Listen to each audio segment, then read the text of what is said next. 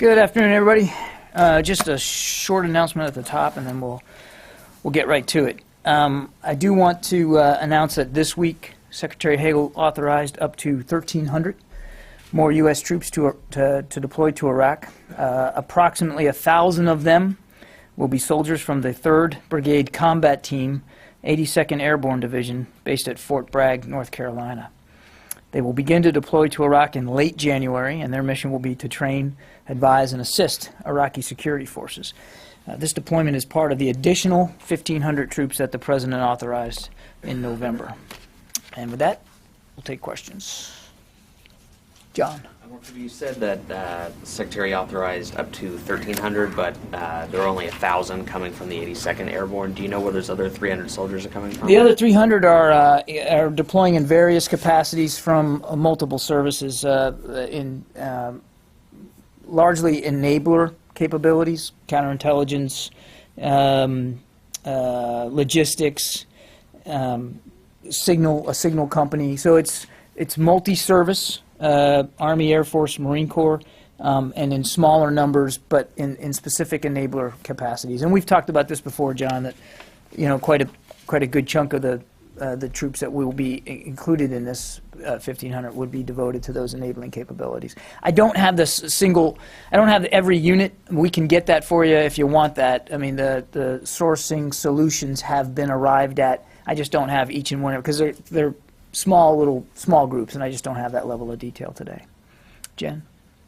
Admiral Kirby, has the Secretary received the Bo Bergdahl recommendations from the Army? Are those recommendations complete? Is the report complete? Are you going to release it before Christmas? The Secretary has not been briefed on the results of the Bergdahl investigation. I suspect he will be, perhaps as early as this afternoon. So I know that the work is done. But I would refer you to Army to speak to anything. And just to be clear, I won't be reading out the briefing that he gets. This is an Army investigation, and we're going to, obviously refer people to the Army to speak to it. But he will be briefed. Who will ultimately decide Bergdahl's fate? Who will ultimately decide Bergdahl's fate? There are recommendations, but who is the final? Who makes the final decision? Will it go all the way to the President? Well, without getting ahead of any findings and conclusions or any process issues, the question. If I could just challenge the premise. The premise of the question is that there is some overt decision that needs to be made. I don't know that for a fact, but let's just assume that there is. That would be done by Army leadership, and I couldn't begin to tell you at what level that would be, or a certain name of an individual who might be. But it's an Army organizational issue to deal with. Is anybody in the Pentagon going to make any portion of these findings public today? No. So we won't expect you don't expect that we'll hear anything about this report until next year, and the recommendations. Like, why? In other words, why would the Secretary be briefed on it today and then it would be held? Because there are reports that this is scheduled to come out before the break.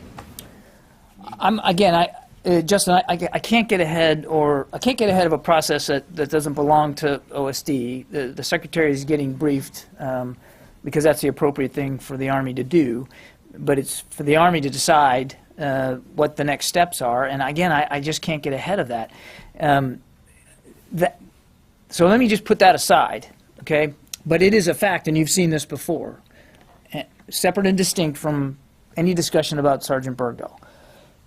You've seen this before. It is a fact that sometimes investigations are used in follow-on judicial processes and therefore are not released until those judicial processes are complete. So I can't speak to the timing of any release of the report and the investigation, but I can tell you that we as a department, and certainly I think I'm comfortable in speaking for the Army in this regard, that they're not going to go any faster than they need to go in terms of process. So you're not going to see it today. I can tell you that for a fact. I'd point you to the Army for any discussion about what the plans are going forward. But just to be clear, Secretary Hagel will accept the findings of the Army, or he has the ability to overrule what the Army recommendations are? No. He's going to simply be briefed this afternoon. He will be briefed on the findings of the investigation. It's an informational brief to the Secretary. This is an Army investigation and completed by the Army, staffed by the Army. And the Secretary has no input into the investigation. If you mean if he will change it in some regard or modify it, I don't expect so. Well, wait a minute, excuse me. Does he have the authority to do that? No. This is an Army investigation. How would you say I don't expect so? Okay, You can't no. say he has no authority. He has no authority. Jim, I'll be very clear. He's getting briefed on the findings of the investigation. He's not, there's no expectation that there's going to be, that he'll have any input or change to any of the recommendations. But my goodness, he hasn't even gotten it yet. And you're asking me what, if anything, he's going to change about it. This is an Army. CMJ, if This- he has any, if he Nick, tries to change it. I'm not a military lawyer. He's getting briefed on the investigation. He will, and the findings of it. It is an Army investigation, and it is the Army's decision to determine what, if anything, they will do as a result of the investigation and the findings. The Secretary is being briefed on it. You're almost leaving an implication here that he does have some authority, or might even do a little arm twisting with the Army. Doesn't UCMJ cut him out of that process? The Secretary's not going to do any arm twisting for the Army. And I don't know what the findings are. He hasn't been briefed on them yet. So I can't characterize what his reaction would be to the findings. But there's no role for him in the process to modify the investigation. So the question is, if it is not subject to change, why are they holding it? Why don't I've they answered just... the question. I've answered the question. But we don't get it. I mean, the Secretary gets to see it. The question is, why doesn't everybody else get to see it? We've been waiting for a while now. It's been done since I October. suspect that at the appropriate time, the Army will make the investigation public at the appropriate time. That time is not going to be today. Louis, why exactly is the Defense Secretary seeing this? Did he ask for the briefing? If he's not in the change, since it's an Army process, why is Secretary of the that? Army offered him a chance to look at it, and he accepted the offer, and he's looking forward to taking a look at the findings. What would be the next step for the Army now that it's come to its conclusion? What would be the next step within the Army process? Well, you'd have to talk to the Army about that, Louis. I don't know. This is not. This is an Army investigation, and for them to speak to process, I won't get ahead of that. Would you expect the Secretary then, in turn, to brief the White House? No. Joe. Admiral Kirby, yesterday General Terry talked about a bridging strategy with 5,000 Sunni tribesmen in Iraq. Could you give us more clarification on that? Who's doing the training? Who's taking the initiative? Who are those tribes? I'm pretty sure General Terry covered this yesterday, Joe. And so let me just go back and remind you where we are in process, because it matters. The Train, Advise, and Assist mission is designed around getting 12 Iraqi brigades through this training. 9 Iraqi Security Force, 3 from the Peshmerga. And we are in the process now preparing the sites for that training, and the trainers, which I've just announced are on their way, will be there by the end of the month, end of January.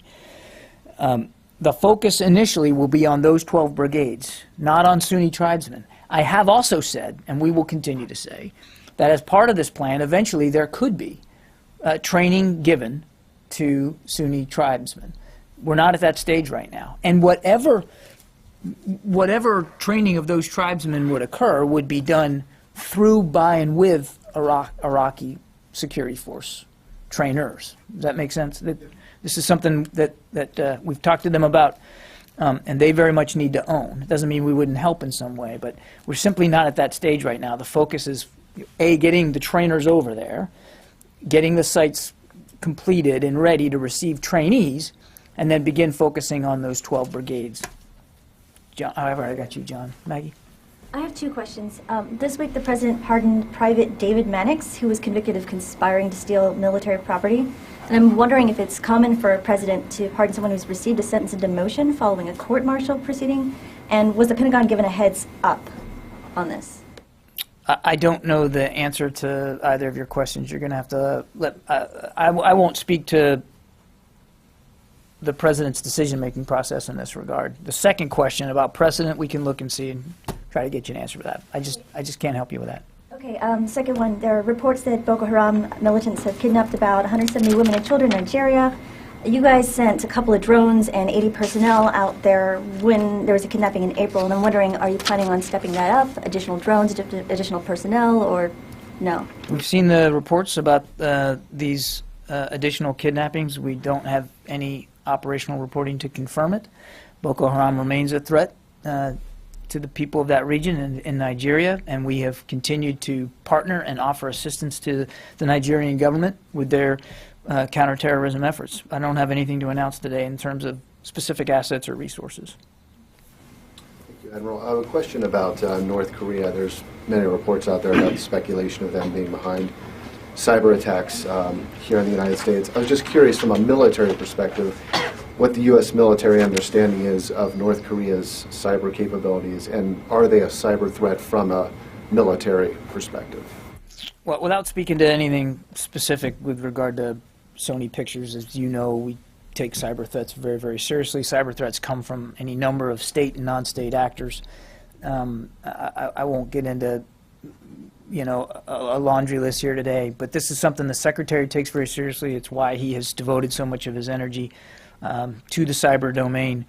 I mean, it's something we're constantly mindful of. But I don't, you know, it's also a domain where, you know, you have to be very circumspect about the degree to which, with the specificity to which you talk about both the threats, the challenges, and of course, whatever responses are available to you. But more broadly speaking, the Defense Department is certainly on a routine basis, again, separate and distinct from the Sony Pictures issue. We are on a routine basis, part and parcel of the interagency, a broad U.S. government approach to threats in the cyber domain. Can I follow on that? Has the U.S. Cyber Command been tasked at all with assisting the FBI or any part of the government in its investigation into the Sony hack? This is an FBI investigation. I'm not aware of any particular assistance rendered by DOD. That said, we have been part of the interagency discussions about this incident. Jen? Just to follow on to North Korea, the FBI is blaming North Korea for the attack and says it has evidence. At what point is it an act of war, and at what point does U.S. Cyber Command react? First of all, I know of no official determination about that's been made about the source of the attacks on Sony Pictures. So I'm not in a position to speculate one way or the other. It's an ongoing investigation, and I wouldn't get ahead of the FBI on that. As I said, we're part of the interagency discussion about the incident and about options that may be available.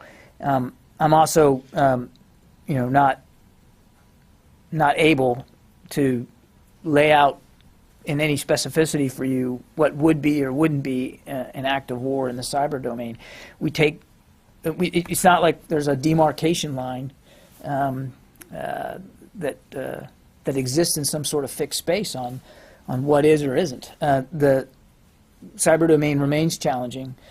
It remains very fluid. Part of the reason why it's such a challenging domain for us is because there aren't internationally accepted norms and protocols, and that's something that, you know, we here in the Defense Department have been certainly arguing for. Yeah, Richard. Admiral, have Bergdahl and his lawyer been informed of General Dahl's report? I'd refer you to the Army. I don't know. You have to talk to the Army. If it's not the Secretary, who will ultimately sign off on this report? Will it be General Odierno? I don't know. I'd refer you to the Army. Again, this is an Army investigation, and they really are better prepared to speak to process. Yeah. The Congress has authorized the sale of 4 Navy ships to Taiwan, and the President signed it. So I wonder if you know what type of ships they're going to be, and what's the Pentagon's comments on this with regards to the military relations with the PLA? I don't have any specifics on this transfer. As you know, this is not an atypical type of transfer with Taiwan. Separate and distinct from that, nothing's changed about the fact that we very much want to continue to pursue a constructive, productive relationship, military to military, between us and the PLA. And there have been, positive signs just this last year. The PLA Navy participating in the Rim of the Pacific exercise. And we're going to continue to look for those opportunities. I think you saw Admiral Harris, the incoming Pacific Command Commander, talk publicly about that just this week, that there are opportunities. There's no need for us to look at the military relationship with China as adversarial in any regard. So we're going to continue to work on that. Can I follow up on that?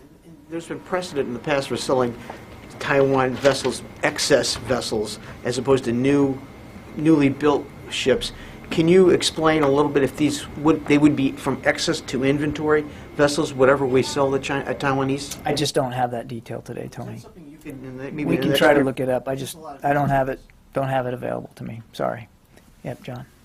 Going back to Iraq, can you say specifically where these troops from the 82nd are going? Are they going to all 4 of those training sites? Will they be up and running by then? Or are they going to Anbar or Baghdad? Or I would refer you to General Terry for specifics about where he's going to put troops. I don't know that decisions have been made specifically with where they're going to go. As you know, there's 4 sites. We're not talking publicly about the locations right now, as force protection measures are still being applied to those sites. I suspect that General Terry will allocate them to those sites the way he sees fit, but I don't know what decisions he's made yet, if any, about where they're going to go. But they are going to the 4 sites. You just don't. Yeah, they're specifically going to be a part of this train, advise, and assist mission. So you can expect that they'll be going to some of those, or maybe all of them. I just don't know how he's going to apportion them. Yes, ma'am. Thanks, Admiral. In Iraq, there's been some reporting out of Iraq saying that they're desperate for more air power support, that they would like more. Can you give us what your assessment is of that? I know that there's been some more intense strikes recently. And also, can you give us an update on the training that's going on in Arizona? When do you think the Iraqi Air Force will be able to... I don't have an update on their training. I know it's ongoing.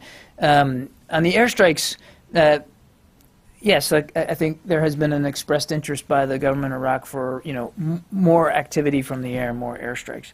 And what I could tell you is that we are conducting airstrikes at an appropriate pace and with an appropriate sense of precision and urgency to meet the threats inside Iraq.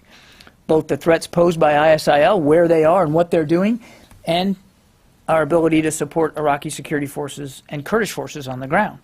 So yeah, you've seen a big spike here this week, but that was to help prepare the Peshmerga for the operations that they conducted around Mount Sinjar, which, while they're still ongoing, have proven to be promising so far.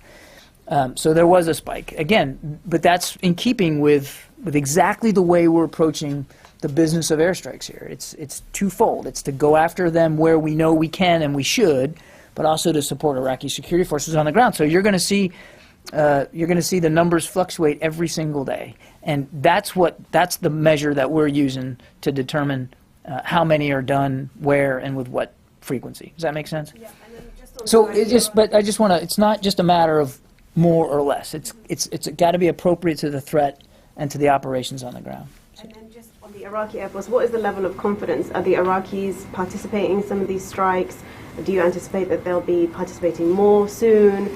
I mean, how can they inspire confidence in the Iraqis that are looking for more help, I guess? The Iraqis have a limited airstrike capability right now. We know that. They have, in recent weeks, conducted a few sporadic kinetic airstrikes of their own, but they have a limited capability. And the other thing and that's a capability that we're trying to help them develop and improve, no question about that. The other thing that's important to note here is that it's not just about the United States aircraft. There are coalition partners that every day, and you see the press releases, that are participating in these strikes too, so it's not just us doing this for them. There are plenty of other nations that are contributing, but everybody wants to see the Iraqi government, the Iraqi military improve their own capabilities to do this eventually. Yeah, Jen? On Cuba, can you rule out that the normalization of relations would entail the return of Guantanamo Bay to Cuba? I'm not prepared to rule anything in or out at this point, Jen. We're at the very beginning of this process of more normal relations with Cuba. I suspect that, just like every other agency in the government, there will be a Defense Department aspect to this, and a defense relationship at some point and at some level. We're just not. It's way too soon to make any determinations about what that would look like or what the impact would be with respect to the base there, not just the detention facility, but the base there. Now, that said, nothing has changed about our support as an institution for the policy of closing the detention facility there, and that process will continue, transfers will continue. But as for the base itself, which you know has been there since the Spanish-American War, I think it's just too soon to tell what implications this would be for that. Part of the negotiations for these. I wasn't. I don't have any direct knowledge of the discussions with the Cuban government, so I couldn't say one way or the other. But I'm comfortable telling you that it's just way too soon in the process for any decisions or for any specific initiatives to be discussed today. And clarification on the 1,082nd Airborne Forces going to Iraq. Is their advise assist role going to remain at the headquarters level, not at the tactical level? It's going to their advise and assist mission is going to be exactly the same as it is in terms of level of command as it is right now at the brigade or division level at a higher headquarters level. What makes this different is simply the geography, because we're now, you're going to have advising teams out in the Anbar areas and north of Baghdad, in areas, geographic areas where they haven't been before, but they're still going to be on a base and advising and assisting at the same higher headquarters level that the 12 teams that are already there are doing. No change to that at all. Not at the troop level, the Iraqi troop level. If you mean, are they going to be going out in partnership, accompanying small units of troops? No, they won't be. Nothing has changed. Even at the base level, are they going to be training Iraqi troops? And well, there's two missions to this. There's the advise and assist, and then there's the building partner capacity, which is Pentagon speak for training. So those troops that are going to be advisors will be advising at the same level, right, at the division and brigade level, higher headquarters level. That's advising. That's giving advice and counsel. There are a great number of these troops that are going to be involved in hands-on training of these Iraqi brigades, and so they will be involved with troop interaction, if you will, of Iraqi security force personnel once those Iraqi brigades have been identified and have begun to do the training. So there's two components here. There will be some troop-on-troop contact in a training environment on those facilities, but not out in the field. Does that answer the question? It does, and it leads you to believe then that those Iraqi forces are not capable or equipped to conduct combat operations at this point. I mean, if these forces have to go back in and teach them basic training? We train our own troops all the time. I mean, our own troops go through various levels of training, not just at the beginning of their enlistments or beginning of their tours, but all throughout. We constantly, I mean, it's one of the things that the U.S. military really does well is train and develop and improve the capabilities of our own troops. And so this doesn't mean that they're incapable. Some units, and we've talked about this, Jim, some units are, right now, Iraqi units are more competent and capable than others. The Iraqi government will choose those brigades that they want to focus on for this first implementation of the training program.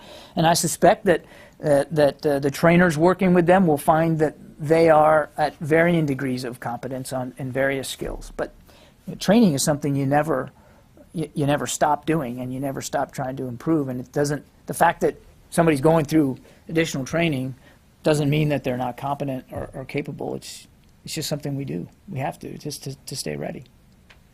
Yeah. I have a personal question and an ISR question. Ashton Carter had back surgery, I guess, this week.